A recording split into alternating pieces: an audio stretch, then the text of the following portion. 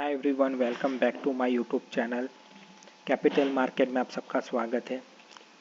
जैसे कि सेंसेक्स में हम लोगों ने बात किया था कि शायद जो हमारा जो प्रीवियस वीडियो था एक्सपायरी के ठीक एक दिन पहले हम लोग सोच रहे थे कि जो ऊपर और डाउन एक दो लेवल है वहीं कहीं पे मार्केट क्लोज हो सकता है।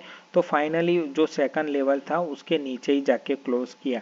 हम लोगों ने यहाँ पे पोजीशन, क्योंकि हमारे पास मल्टीपल एंट्री का ऑप्शन था तो हम लोगों ने कम एंट्री लगाई इसमें, लेकिन वहाँ पे हम लोगों को काफ़ी अच्छे पॉइंट गेन हुए। इसी लेवल में काफ़ी हम लोग सोच रहे थे कि शायद यहाँ से बाउंस होगा, फिर हम लोग यहाँ पे भी ट्रेड कर सकते हैं, फंस भी सकते हैं। इसलिए मैं बोल रहा था कि इतना अच्छा एक मूवमेंट मिला है आप लोगों को, तो शायद एक्सपायरी के दिन वो मूवमेंट हम लोगों को शायद बड़ा मूवमेंट देखने को ना मिले।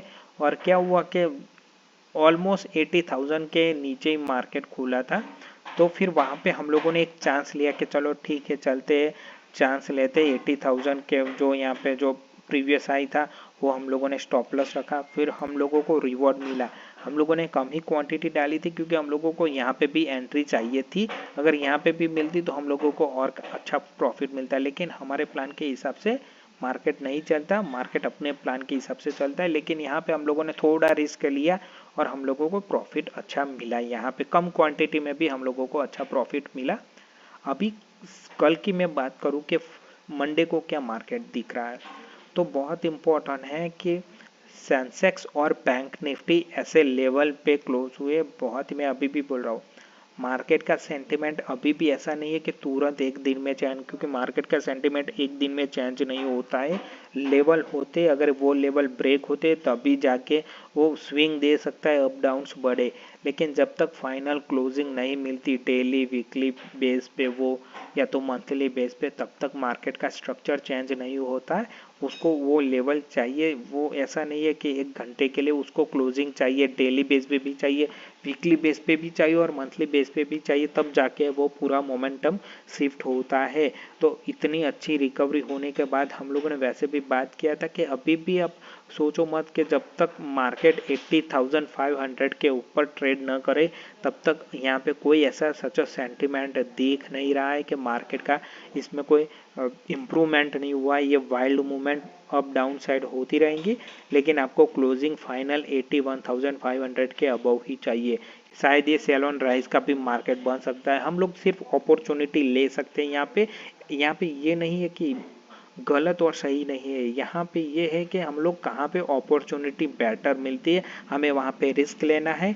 और अगर हम वहाँ पे फेल होते तो जो हमारा रिस्क है लिमिटेड ही रहना चाहिए, कि ऐसा नहीं कि अंधाधुंध कहीं पे जाके हम लोगों ने बाय किया कहीं पे जाके सेल किया। ऐसे नहीं, हमारा लेवल होना चाहिए, चाहे आपका चाहे मेरा, लेकिन लेवल होना चाहिए। उसी लेवल पे जाके आप ठोकिए सेंसेक्स या फिर बैंक निफ्टी और उसी लेवल पे जाके आप लोग बाई कर सकते हैं जहाँ पे आपके लेवल मिलते हैं। अदरवाइज यहाँ पे आप लोग फंस सकते हैं और ऑप्शन ट्रेडिंग बहुत खतरनाक चीज़ है। तो मेरे हिसाब से आप लोगों को रिस्क का पता होना चाहिए। रिवॉर्ड न मिले तो भी चलेगा, लेकिन रिस्क आपको पता ही होना चाहिए। तो चलते हैं चार्ट पे। 5 मिनट टाइम फ्रेम मैंने लगा के रखी है। यहाँ पे आप देख सकते हैं जो क्लोजिंग है 79,167 के आसपास है।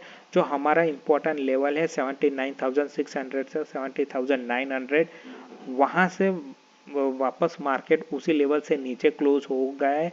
तो अब कल देखने वाली बात होगी कि क्या ये अगर इसको वापस से अपसाइड जाना है तो वापस से उसको ये लेवल तो एटलीस्ट ब्रेक करना पड़ेगा उसको 79,700, तब जाके 80,200 80,400 तक हम लोग जा सकते हैं।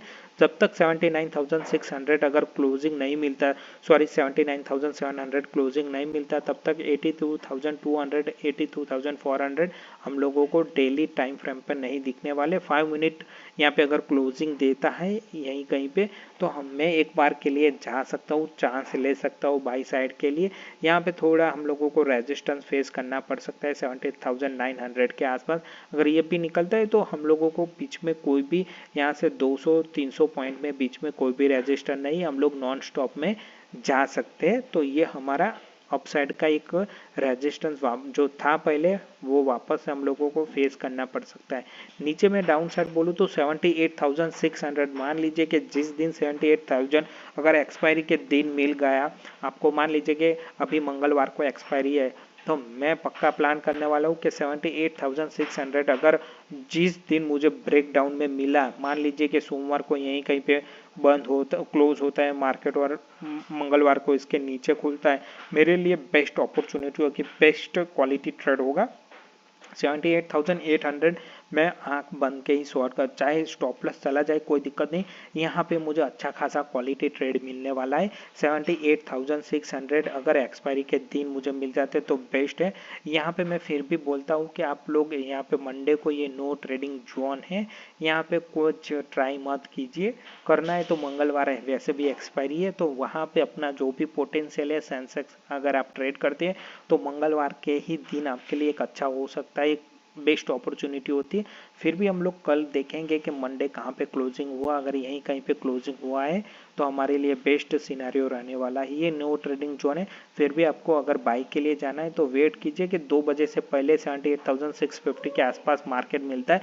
वापस से रिपीट करता हूँ 78,650 के आसपास मिलता है यहीं कहीं पे, तो 50 तो नहीं, इसमें सॉरी, इसमें कम से कम 200-300 पॉइंट का स्टॉप लॉस रखना पड़ेगा आपको, कम से कम 200-300 पॉइंट, तभी जाके 2 बजे के बाद तो यहाँ पे जो क्लोजिंग होगी वो 79,200-300 के आसपास मिल सकती है। यहाँ पे 1:1 रेशियो आप लोग बना के चल सकते हैं। अगर ये इस डिप में आपको बाई मिलती है 2 बजे से पहले तो एक बार 1:1 का रेशियो बना के चल सकते हैं, या तो 1.5 का भी आप लोग बना के चल सकते हैं। यहाँ पे बन सकता है सेटअप।